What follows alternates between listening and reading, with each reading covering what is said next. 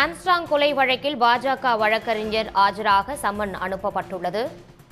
Armstrong கொலை வழக்கு தொடர்பாக பாஜக வழக்கறிஞர் பால் கனகராஜ் ஆஜராக சம்மன் அனுப்பப்பட்டுள்ளது. தொடர்பான முழு விவரங்களை எமது செய்தியாளர் கிருஷ்ணா வழங்க கேட்கலாம். கிருஷ்ணா, தொடர்பான விவரங்கள்.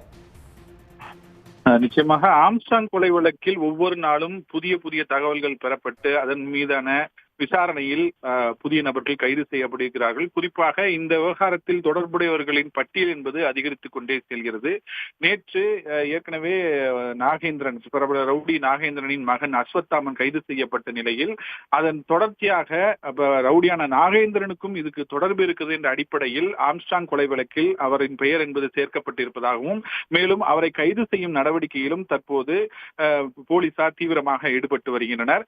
இவ்வாறாக தொடர் கைது நடவடிக்கை ஈடுபட்ட நிலையில் இதில் தொடர்புடையவர்கள் யார் யார் என்பது குறித்து வங்கி பரிவர்த்தனை அடிப்படையிலும் தொழில்நுட்ப ரீதியாக, அதாவது செல்போன் அழைப்புகள் யார் யாருக்கெல்லாம் சென்றிருக்கிறது, பண பரிவர்த்தனைகளுக்கு யார் யாருக்கெல்லாம் சென்று கொண்டிருக்கிறது என்பது குறித்த ஒரு விரிவான விசாரணையை தனிப்படை போலீசார் நடத்தி வருகின்றனர்.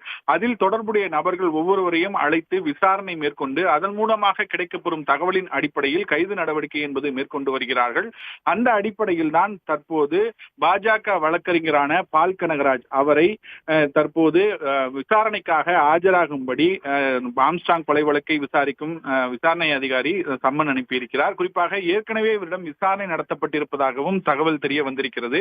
குறிப்பாக வழக்கறிஞர் பால் கனகராஜிடம் விசாரணை நடத்துவதற்கு முக்கியமான காரணம் பிரபல ரவுடியான, அதாவது இந்த கொலை வழக்கில் முக்கியமாக சந்தேகப்பட்டு தேடப்பட்டு வரும் சம்பவம் செந்தில் மற்றும் இந்த வழக்கில் சேர்க்கப்பட்ட நாகேந்திரன் ஆகியோருக்கு வழக்கறிஞர் பால் கனகராஜ் ஆஜராக இருக்கிற காரணத்தினாலும் இவர் மூலமாக விசாரணை நடத்தப்பட்ட போது ஏதேனும் ஆதாரங்கள் சிக்குகிறதா, இதில் ஆம்ஸ்ட்ராங் கொலை வழக்கு தொடர்பான முக்கிய தகவல்கள் கிடைக்குமா என்ற அடிப்படையில் அவருக்கு சம்மன் அனுப்பி விசாரணை நடத்த திட்டமிட்டிருக்கிறார்கள். அந்த அடிப்படையில் தான் ஏற்கனவே ஒருவரை விசாரணை நடத்தப்பட்ட நிலையில் தற்போது மீண்டும் ஆஜராகும்படி சம்மன் அனுப்பியிருக்கின்றனர். உங்கள் விரிவான தகவல்களுக்கு நன்றி கிருஷ்ணா. சன் நியூஸ் வாட்ஸ்அப் சேனலை ஃபாலோ செய்யுங்கள். QR கோடை ஸ்கேன் செய்து சன் நியூஸோடு இணைந்திருங்கள்.